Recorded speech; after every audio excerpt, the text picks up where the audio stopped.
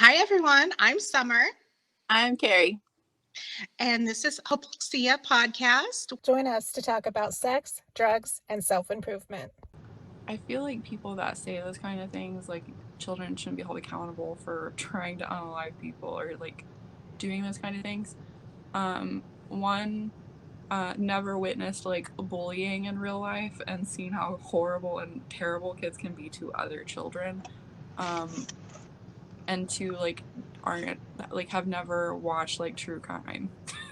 Like some of like the like obviously a lot of like the more vicious and like terrible horrible murderers are like adults, but the more like uncomfortable and like gut-wrenching ones are always like children that are doing those things. Like children can be just as capable of horrible things as adults, and I don't think people think of that because they're kids. And I think there is this prevailing notion that if a kid is doing those things, it must be the family's fault. Yeah. Something had to have happened to them. And because I've had this I've had this circular conversation several times on TikTok because they're like, well, I had one ask, well, do you have strict rules? That must be why she wants to kill you and run away. And I'm like, well, yeah, sort of. My strict rules were you can't harm people, you can't torture the pets. Like, am I saying you can't wear this and you have to have straight A's? No, because we were having a parent down here, on basic humanity. But in her head, that feels the same as if my parent was telling me, everywhere I could go and who I could talk to and what I could wear, right? So, like, there's a lot of projection that happens. Do whatever the fuck she wants. Right. And so I think there's a lot of projection that happens. And so people are like, well, this is what it would take for me to do that. So that must be what's happening. And I'm like, but that's not, all of our brains don't work the same. Yeah. I actually just watched a true crime thing today where, oddly enough, where a child, like, he was like 18 or 20, but it was a kid that killed his mom and his little brother because of his strict upbringing. And like it was not like the actual murder because it happened several years later, but like it was on a episode of Wife Swap when that was the thing. Like his family was in an episode of Wife Swap. What is that? Did you never watch that? I don't know what that is. Most of it wasn't. Most of them didn't end in a murder, thank God. But like, it was like two families that had like pretty much opposite kind of lifestyles. The Wife moms would swap. switch. Okay, I was not hearing. I was not it's processing. Not like a swingers kind of show. I was not processing those two words, and so I wasn't understanding what you. Yes, I did see a few episodes of that. Anyway, a long time ago. It was like families with two opposite lifestyles and like and stuff. Basically, like the moms would switch households for 2 weeks, and the first week, the mom had to live by the other family's like rules and do like whatever it is they did every day with them, and then the next week, she got to implement her rules, and the family had to live by her rules for that week.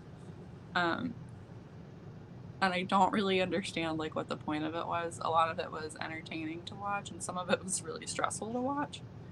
But most of it was stressful to me. Very stressful because like this family, like the true crime story that I watched, like the family, like the mom and mostly the mom. Actually, it was like mom and husband and 4 sons. Boys weren't allowed to play sports because she felt it would make them too competitive and aggressive, which like that can happen sometimes, she also thought like the sports would make them self-centered and like narcissistic. They weren't allowed to watch TV, weren't allowed to play video games, weren't allowed to have like candy, weren't allowed to go to school. Like she homeschooled them all for like their whole lives. So all joy was outlawed in this house. Yes. And they had to wake up at 7:30 every morning, and they got like a 4-minute warning for when breakfast was ready, and if they were late, they had to pay her $0.25 for every So I can't have candy, but you want me up at dawn? No. One of yes. those, you get one or the other, not both. And they had to do chores and household things and schoolwork and stuff to earn tokens that they could then spend to watch one episode of a family-friendly, pre-approved TV show or a stick of gum. Those are the two options. So, like, in that episode, like, the mom that got swapped into that household was like, these rules are ridiculous. Like, the way these kids are being raised is ridiculous. Like, they're children. They should be allowed to have, like, candy and play video games and stuff. And, like, in the episode, she made the boys play, like, a video game, and one of the boys left crying because he was so scared of getting in trouble and, like, breaking the family rules. And, like, they were all just really uncomfortable the whole time and didn't want to do it and were, like, terrified, like, so upset the whole entire time. And then, That like, a makes few me so years later, sad. I know, a few years later, the oldest son, like, he killed his mom and, like, his younger brother, and then tried to kill himself, like, shot himself in the head, and it didn't work. He was still alive, and then he got sent to prison for it. And, like, they won't say that that's why he did it, but, like, specifically killing his mom, you know, kind of, like, hints to, like, that kind of thing. Like, it being, like, the strict upbringing and being told all these things and, like, being so restricted in your life, like, that's what everybody thinks is, like, what happened. And that's very much not what happened with your kid. Like, she was expected to, like, brush her teeth and, like, help with chores that were reasonable and every kid helps with. Like, so it's weird to me that people are like, you must have had such a strict household. Like, just, and I think that's just because I know you and know, like, what kinds of things you expected from her. Like, Yeah, and I think it's, people, it's scary to think, because the most common thing that people have jumped in, like, because I use the phrase born with psychopathy, okay? Maybe you all prefer the phrase has exhibited symptoms since birth, but that's a lot of fucking syllables, and I didn't think I needed to spell it out in crayon, because apparently it was my first day on the internet, and I forgot. and you're saying the exact same things. Right. But a lot of people got really bent out of shape about the idea that you can be born with psychopathy. And I think part of that problem is because organizations who research this and stuff like that do like to use the phrase, like say psychopathy is, which I recommend a lot, when you go to their website and they start talking about, and they go through like how it's primarily genetic and all of this, and then they stick the phrase in there, nobody is born with psychopathy. But they do it because they want you to do all of those things, like the extra attachment methods and things like that, to try to mitigate that. But they don't say it that way. They say it's not guaranteed, you're not just born this way, and it's guaranteed that you're going, but it's like, actually, that doesn't undo the neurology. It might, it might, but unfortunately, American education system is people don't even understand a Punnett square, let alone advanced biology and neurology, right? So then people get hung up on it, and it's really terrifying to think, wow, if people are born with psychopathy, then maybe, so in their mind, then they're going to like the worst examples, right? The Jeffrey Dahmers of the world and things like that, then there's nothing we can do to stop that from happening. Which ignores a whole lot of layers of things in between, but it hits people's panic button and they get really freaked out. So then they have to start looking for ways that you made them that way. And I'm like, I don't think that really accomplishes the goal that you're trying to make yourself feel better, because the bottom line is, even if I had done something to make her this way, she's still out in the world, and that, yeah, like, and the system is still broken, which is what the conversation is about, is how we need to fix the system. yeah, like, fixing the system and working on that can mitigate a lot of it. It's not going to fix it completely or get rid of things, but, like, it can mitigate a lot of the effects, and I wish people would just, like, think about that part instead, because, like, that's the important part, is, like, minimizing a lot of, like, the potential things that can happen because you're never going to get rid of all of it, because people are going to do what they want to do no matter what, but like you can still reduce some of it. And I think if we would acknowledge that this is not just about trauma. No, yes, trauma can make it worse. Trauma is not good for anybody. Anything that you already have going on can be made worse by trauma. Yeah. Absolutely.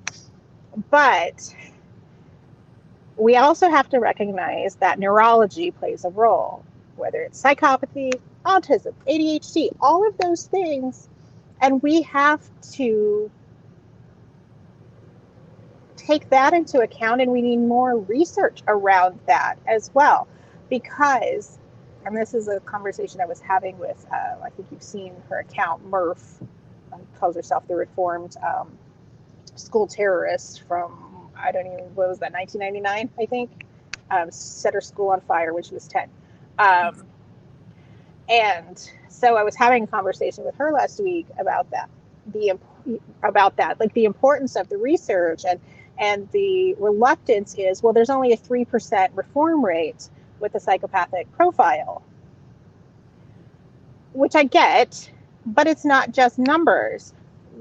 In science, when we study those outliers, we learn more about the entirety. If we understand how these brains are developing and how they're working, it gives us information that we can then apply to all of those other things. So it is a worthwhile endeavor.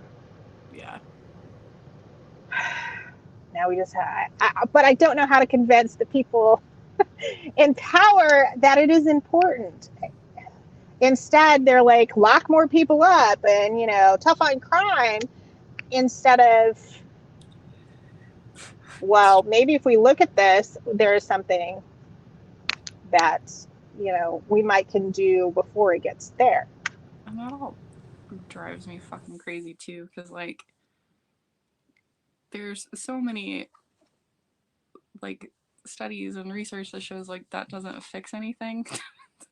Like what will fix it is having access to resources, which, mental health resources, food, shelter, clothing, like all of like the basic shit is what reduces crime, not going to jail where you're even further behind where you were than where you were when you went in.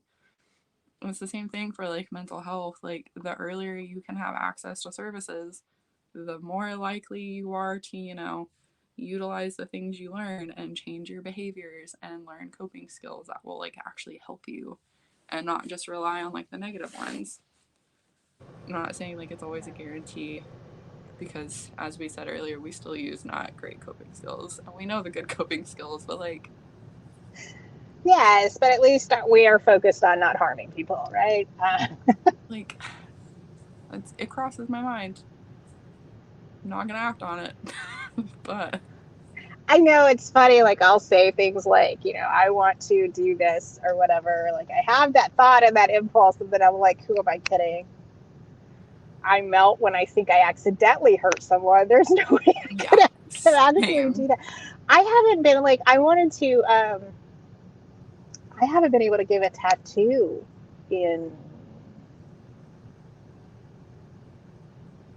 12 years, I think was the last time I gave one, because I couldn't stand the fact that I knew I was hurting them and they were grimacing. I'm just like, I can't. Even though they wanted it. Yes. Well, that was the thing. We sat down, we did, and I'm just like, and the worst part was it was my baby daddy who was horrible, and he was horrible to me. So like he deserved the pain, and I still couldn't do it. And he laughed at me. Like we've joked about this since. I'm like, apparently I just don't have it in me. So that's the same for BDSM, surprisingly, because I've tried switching and I hated it because I didn't like inflicting it on people. right, like what is that? Like there's just something in there. Too much empathy. I don't know. Like maybe it's just, but maybe it is too much, right? Like I know I developed a high amount of empathy and the ability to read other people's emotions, as a trauma response in early childhood. So maybe that still is an overdrive to a certain degree where it doesn't necessarily need to be. My psychiatrist and every therapist I've ever been to has told me that I'm just hypersensitive because of the trauma. And if I wasn't hypersensitive, I would have just been like numb to it, and I wouldn't notice the things that I know about people. Like, I can tell if somebody's angry by like their footsteps. Like, all of those things, like, you wouldn't learn unless you like develop those skills and like the sensitivity to it to be able to like notice those minute changes. Like, you kind of have to like learn how to be hypersensitive and like notice those things in people for safety purposes. And then it just never goes away, and then you just say like, I'm just really empathetic and I love like people, and I love and like I care about people so deeply. And it's like, well, like, where does that start, and like where does that end, and where does it start being where I just like am doing it out of trauma fear? Right, and it can kind of interfere with boundaries because absolutely. I want to take care of everybody and I like taking care of everybody, and where do I find a healthy place to put those boundaries? And I've been working on that. I've been doing better at that lately, and I'm not trying to fix everything for everybody anymore, but sometimes I do wonder how reliable my assessment of where the healthy spot to put that boundary is. So I'm saying I probably should go back to therapy. Same. But, and I assume, and I know I've talked to Dr. Faith about this before, that I know logically that, the conclusion I come to in that assessment will change as I do the work. But yeah, sometimes there's a voice in the back of my head saying, yeah, I might need some additional help figuring that out. Same. I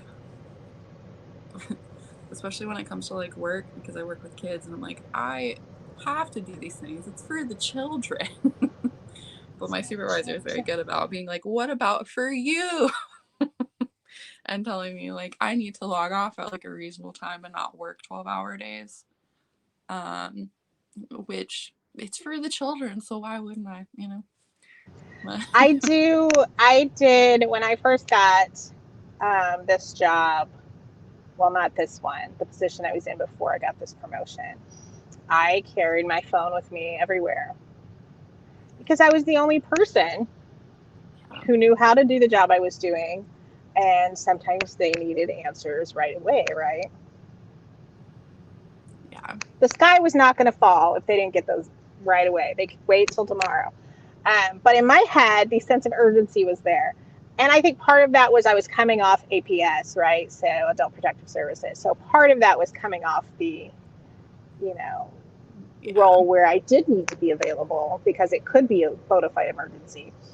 But somewhere along the way, I have found a bit more balance in that. And I don't. When I go on vacation, when I'm on leave, I leave my phone, I leave my computer. I don't even take it with me. And so I was discussing last week about my upcoming vacation, and I'm going to be off work for 2 weeks. And my supervisor said something about responding if there's, somebody asks me something while I'm gone, and I'm like, no, I'm not. I won't be taking my work phone with me. Anything that anyone needs, because there is nothing I am doing that is going to risk the lives or cause harm to someone if they have to wait 7 to 10 business days. Yeah. It's just not. And I already canceled 2 days of my vacation to take care of work stuff. That's it. I'm not taking anything. Well, 2 days, 1.5. I'm not taking it. As you can tell them, they will get an answer when I come back. Yeah. So I'm starting to assert myself. That's good. Doing better than me. Which is good, but like, weren't we supposed to develop this skill sometime like in middle school? I feel like way late on this. I'm in my fucking 40s. Why am I just getting here developmentally? There's a therapist on TikTok, obviously. Everything's on TikTok. Everything's obviously. on TikTok, and I wish I could talk about things that are just not on TikTok, but I can't because I live on TikTok. But there's a therapist that was talking about when you people please your whole entire life and you start setting boundaries, it feels aggressive and hard, and you don't want to do it because it's aggressive to you. Whereas, like, with literally anybody else, it's like a normal thing and they don't question it. And That's it's a good opposite point. for other people who are used to being aggressive and pushy and like demanding those things. And then when they stop being able to get it, that also feels aggressive because they're not getting what they want and what they're used to. That's a good point, because I know the first few times I set those boundaries, because I'm extremely conflict avoidant because, again, childhood trauma, and so the first few times I set those boundaries, I was like dreading it, like internally I'm cringing, and they're like, oh, okay. Like, really? What? That's it? I could have done this years ago. But, in my head, the potential fallout was like, Chernobyl. Yeah. Yeah. And it was all in my head. Cataclysmic events will happen if I say no to something, or if I tell someone I can't do something. The world is going to end. And then it never does. So catastrophizing, not the best way. Yes. I'm very good at doing that. Oh, well, I'm getting better at saying no. So there's that. I actually had someone a few weeks ago who had been, I don't know what word to use.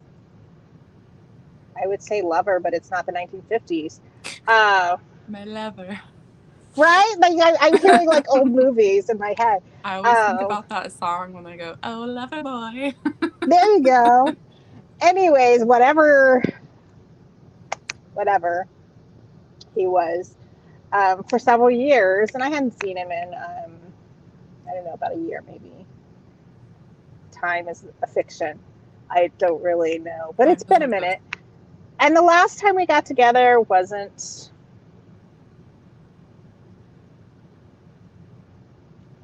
the greatest. And now I don't mean like sexually, but I was dealing with some stuff with my daughter at the time. She was in residential, and he said some things that I found to be quite disrespectful. And so just did not really want to necessarily see him again. Like, I wish him a great life and everything else. I don't want anything bad to happen to him, but the way I look at him is very different now. And so he texted me a few weeks ago, and he's going to be nearby and wanted to, meet up. And I'm just like, I don't think I'm going to make it. That's huge for me, y'all. That is huge. That has never happened before. I didn't lie. I didn't make up an excuse. I'm just like, no. I didn't over-explain. That's a huge step. So much progress. I didn't even recognize myself. Sometimes that's okay. But it was good, so I was like, that's wonderful.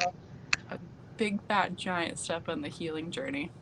Yay! So don't forget to like and subscribe to the channel. And to be sure you never miss an upload, make sure you turn your notifications on. And please come join us on social media so we can continue these conversations in between episodes. You'll find us at Hypoxia Podcast on Facebook, Twitter, Instagram, and TikTok.